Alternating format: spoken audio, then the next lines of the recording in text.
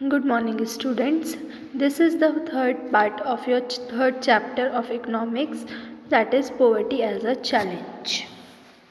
Already हमने decide कर लिया पॉवर्टी क्या होती है, क्या उसके इंडिकेटर्स होते हैं, हमने केस स्टडी पढ़ी और फिर हमने देखा कि एक इंटरनेशनल सबके लिए कॉमन कॉन्सेप्ट है जिसको वर्ल्ड बैंक फॉलो करता है कि किसी भी कंट्री को, अगर सभी कंट्रीज़ को अपना एक इक्वल लेवल पे पॉवर्टी देखना है तो उसके लिए ये है कि वो उनके पास पर पर्सन $1.90 कमाने चाहिए, एक दिन के अंदर उन्हें इतना कमाना होगा,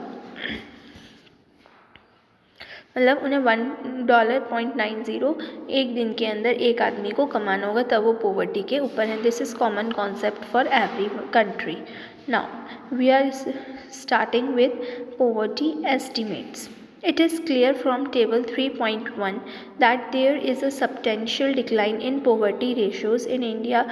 Okay, पहले हम इस टेबल को देखेंगे, फर्स्ट इस टेबल को कि हम देखेंगे ईयर्स हैं 1993 से 94 का डेटा है, दैन 4 to 5 का, 9 to 10 का एंड 11 to 12 का. मतलब हमने ये पहले डिस्कस किया था कि 5 ईयर्स के डिफरेंस पे पॉवर्टी जो है थ्रू सैम्पल सर्वे करा जाता है, कलेक्ट डेटा, तो ये उसके बेसिस पे डेटा अवेलेबल है हमें 5 ईयर्स के. सो हम देखेंगे पॉवर्टी रेशो, रूरल का अलग है, अर्बन का अलग है, दैन टोटल, दैन हम देखेंगे नंबर ऑफ़ पुअर पीपल, ये मिलियंस में है. नाउ रूरल में 50%, अर्बन में 32, फिर रूरल में 2004 एंड 5 में 42 हैं और इस अर्बन में 26, 2009-10 में रूरल में 34 हैं, अर्बन में 21, 2011-12 में रूरल में 26 हैं, अर्बन में 14. इट मीन्स हम देख सकते हैं स्टार्टिंग से ही अर्बन में पॉवर्टी कम है in comparison to rural areas. Same time हम पुअर पीपल देखें तो पुअर पीपल भी रूरल एरियाज़ में ज़्यादा हैं in comparison to urban areas. ये पॉवर्टी तेंदुलकर मैथडोलॉजी के बेसिस पे निकाली गई है. नाउ अब हम इसमें क्या देख सकते हैं, we can see that it is clear from table 3.1 that there is substantial decline in poverty ratios in India from about 45% in 1993 to 94 to 37.2% in 2004 to 5. हम देख सकते हैं कि जो पॉवर्टी है वो डिक्लाइन तो हो रही है पर बहुत कम. हम देख सकते हैं कि 1993 से 94 में 45% डिक्लाइन हुई है टू 37.2% इन 2004 एंड 5, मतलब 4 एंड 5 तक 37.2 ही डिक्लाइन हुई है. The proportion of people below poverty line further came down to 22%, और जो पुअर पीपल का रेशो है वो भी कम हुआ है 2011-12 में बाय 22%. पुअर पीपल जो है 11-12 तक कम हो गए. If the trend continues people below poverty line में come down to less than 20%. और अगर इस तरीके से इंडियन गवर्नमेंट वर्क करती रही तो एक दिन ऐसा होगा कि जब ये 20% से भी कम होगा. Although the percentage of people living under poverty declined in the earlier 2 decades. हम देख सकते हैं स्टार्टिंग से ही कि जो परसेंटेज है पीपल का पॉवर्टी में वो स्टार्टिंग से डिक्लाइन हो रहा है. बिफोर 2 decades, मतलब 2 decades से हम देख सकते हैं कि डिक्लाइन हो रहा है पॉवर्टी का रेशो फ्रॉम 1973 to 1993 से. The number of poor declined from 400 million in 2004 and 5 to 270 million in 2011 and 12. मतलब हम देख सकते हैं कि जो पुअर पीपल का नंबर है वो 407 मिलियन कम हुआ है 2004 एंड 5 से लेकर 2011-12 में 270 मिलियन तक आ गया है. Now with an average annual decline of 2.2%, मतलब ये एवरेज डिक्लाइन कितना हुआ 2.2% का एवरेज डिक्लाइन हुआ ड्यूरिंग 2004 to 2012, मतलब 2004 से 12 के बीच में 2.2% का decline number of poor people में हुआ है. Now vulnerable groups. The proportion of people below poverty line is also not same for all the social group and economic categories in India.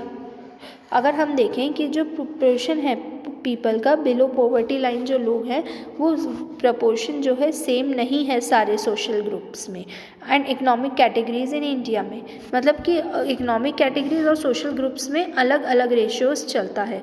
Social groups which are most vulnerable to poverty are scheduled caste. तो जो ज़्यादातर अगर हम socially देखें तो जो mostly लोग विच are most vulnerable to मतलब ज़्यादातर पॉवर्टी लाइन के नीचे होते हैं वो कौन होते हैं, शेड्यूल्ड कास्ट या शेड्यूल्ड ट्राइब वाले, मतलब SC/ST house holds. Similarly, among the economic groups, the most vulnerable group are the rural agricultural labour. और अगर हम इकोनॉमिकली देखें तो जो ज़्यादातर पॉवर्टी लाइन के अंडर होते हैं, नीचे होते हैं, वो कौन होते हैं, फार्मर्स या वो लोग जो रूरल एरियाज़ में, विलेज एरिया में रहते हैं और लेबर का वर्क करते हैं. तो मतलब सोशल ग्रुप में कौन आ गए, SC/ST मतलब scheduled caste and scheduled tribe वाले लोग. सोशल ग्रुप्स के अकॉर्डिंग अगर हम इकोनॉमिक ग्रुप में देखें तो कौन आ गए, फार्मर्स और labour and the urban casual labor household. Graph 3.1 shows the percentage of people in all these group. अगर हम जो बिलो में ग्राफ दिया है हम इसको देख सकते हैं. 3.1 ग्राफ ये 2011-12 के डेटा पे है. इसमें मोस्ट वैल्यूनरेबल ग्रुप बताया है कि हम देखें तो 43% हमारे हैं जो है number of poor people out of every 100 persons बताए हैं. इसमें मतलब हर 100% पे कितने पुअर पीपल है.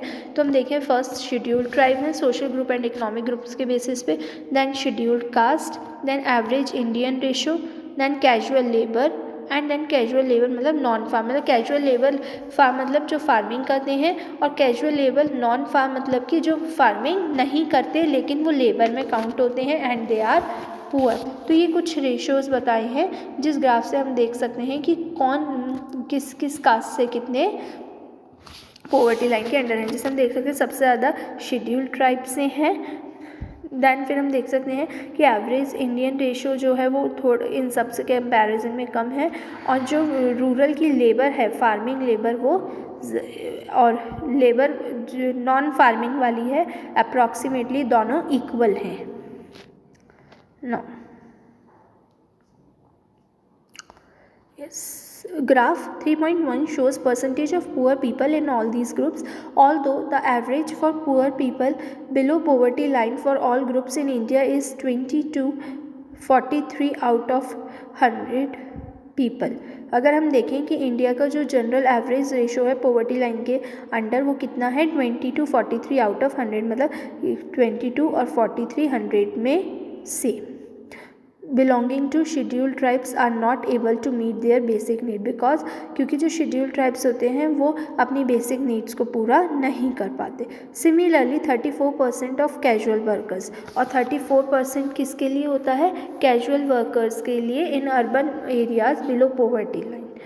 About 34% of casual labour farm in rural areas और 34% ही रूरल एरियाज़ वाली लेबर के लिए होता है जो कि फार्मिंग लेबर होती है एंड 29% फॉर शेड्यूल्ड कास्ट और 29% किसके लिए होता है, शेड्यूल्ड कास्ट के लिए. The double disadvantage of being a landless casual wage labor household in the socially disadvantaged social group of the life.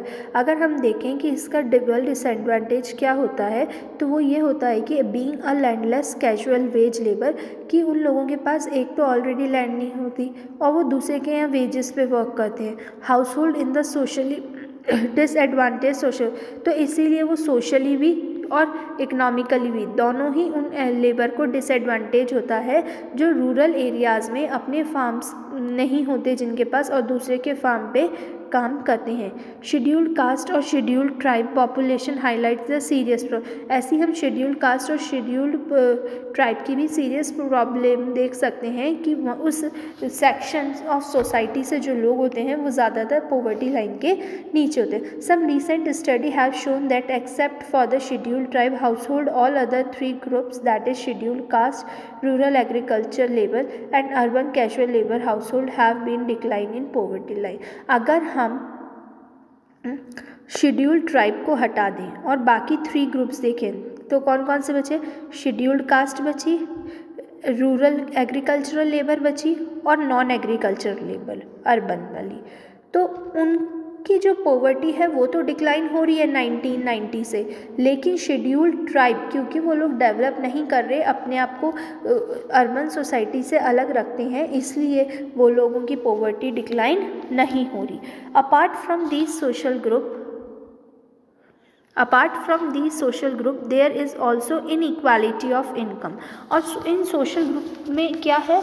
Inequality of income है, मतलब इनके पास इनकम डिस्ट्रीब्यूशन सही से नहीं हो रहा है। In poor families all suffer but some suffer more than others. Poor families में सफ़र तो सभी करते हैं पर कुछ ज़्यादा सफ़र करते हैं। In some cases women already people and female infants are denied equal access to resources available to the family. जैसे पुअर फैमिली में हर चीज़ फीमेल को इक्वालिटी नहीं होती है कि वो उस चीज़ को, ये रिसोर्स को यूज़ कर सके। क्यों? क्योंकि वो फुल्ली नहीं होता है और उनको या फीमेल इंस्पेक्ट मतलब जो गर्ल चाइल्ड होता है उसको पूरा इक्वालिटी नहीं देते क्योंकि वो रिसोर्स उनके पास पूरा अवेलेबल नहीं होता। फर्स्ट प्रायोरिटी वो मेल्स को रखते हैं। ना हम यह स्टोरी देखेंगे, story of Sivaraman. Sivaraman lives in a small village near Karur town in Tamil Nadu. Sivaraman कहाँ रहता था? तमिलनाडु के एक विलेज में। Karur is a famous for its handloom and powerloom fabric. और करूर किसके लिए फेमस है? हैंडलूम मतलब हाथ से, और पावरलूम काम करे जाने के लिए मतलब कपड़ों पे काम करने के लिए ये जगह फेमस है। There are 100 families in the village. इस विलेज में अप्रॉक्सीमेटली 100 फैमिलीज़ रहती हैं। सीवारामन एंड अरंथ्यार कॉबलर मतलब ये वहाँ की लोकल लैंग्वेज का नेम है और हम उसको अपनी लैंग्वेज में कॉबलर समझ सकते हैं। बाय कास्ट, तो सीवारामन बाय कास्ट क्या था? कॉबलर था। Now works as an agricultural labour, और अब वो क्या वर्क कर रहा था? एग्रीकल्चरल लेबर में, मतलब कि एक किसान के यहाँ काम करता था। फॉर ₹160 पर डेज, और उसकी अर्निंग कितनी थी? ₹160 per day. But that's only for 5 to 6 months in a year. पर वो काम कितने महीने के लिए करते थे? 5 to 6 month के लिए, मतलब मुश्किल से हाफ ईयर के लिए, 6 महीनों के लिए काम करता था। Eight other time he does odd jobs in the time, और बाकी टाइम जब वो फ्री होता था तो दूसरी जॉब किया करता था। But she can rarely find work these days, पर उसको बाकी दिन, उसके खाली दिन होते थे उनमें काम मुश्किल से ही मिलता था। And even if she does she paid ₹100 per day, और अगर उसे मिल भी जाता था तो एक दिन का सिर्फ ₹100 ही मिलता था। फॉर द सेम वर्क, उसी सेम काम के लिए जिसके लिए वो 160 ले रहा है, उसी काम के लिए बाकी दिनों में उसे कितना मिल रहा है? ₹100। They are 8 members in the family. उसकी फैमिली में 8 मेंबर्स थे। Sivaraman 65 year old widowed mother is ill, और उसकी एक 65 ईयर्स ओल्ड मदर थी जो कि विडो थी और वो बीमार थी। Needs to be helped with her daily chores, और वो भी उसकी फैमिली में पर हेल्प करती थी। He was a 25 year old unmarried sister, और उसकी एक 25 ईयर्स ओल्ड सिस्टर थी जो अनमैरिड थी। एंड 4 चिल्ड्रन थे aged between 1 year to 16 year, जिनकी एज क्या थी? 1 ईयर से 16 ईयर के बीच में। 3 of them are girls, और जिसमें से 3 गर्ल्स थी। द यंगेस्ट इज़ अ सन, और जो सबसे छोटा था वो सन था, बेटा था। None of the girls go to school, और कोई भी गर्ल स्कूल नहीं जाती थी। Buying books and other things for school going girls is luxury he can not afford, क्योंकि उनके लिए स्कूल जाना, बुक खरीदना, ये सब लग्जीरियस थिंग थी और वो इन सब चीज़ों को अफोर्ड नहीं कर सकते थे। Also he has to get them married at some point of time, so he doesn't want to spend on their education now, और वो उनकी टाइम पे मैरिज कर देना चाहता था ताकि उसको उनकी एजुकेशन पे पैसा खर्च नहीं करना पड़े। His mother has lost interest in life, अब उसकी जो मदर थी वो बिल्कुल जीना नहीं चाहती थी, उन्हें लाइफ में कोई इंटरेस्ट नहीं था क्योंकि वो बहुत एजेड थी, 65 ईयर्स की, और वो बीमार भी थी। He is just waiting to die someday, बस वो वेट करती थी कि वो किसी दिन मर जाए। His sister and elder daughter take care of his household, और जो उसकी सिस्टर थी और एल्डर डॉटर थी वो उस घर का ध्यान रखती थी। Shivaraman plans to send his son to school when he comes of age. और जब उसका बेटा बड़ा हुआ तो उसने सोचा कि वो इसको स्कूल भेजेगा। किसको? सन को। लेकिन उसने डॉटर्स को स्कूल नहीं भेजा। His unmarried sister does not get along with his wife. और जो उसकी अनमैरिड सिस्टर थी वो उसकी वाइफ के साथ नहीं रहती थी। Shashikala finds her a burden but Shivaraman can't find a suitable groom.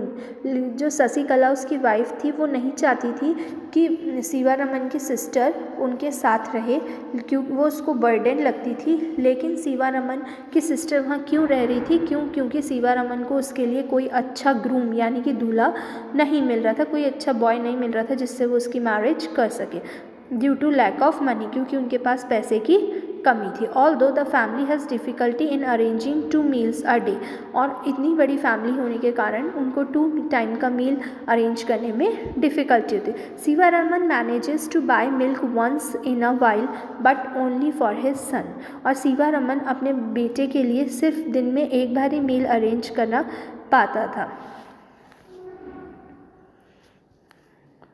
Thank you.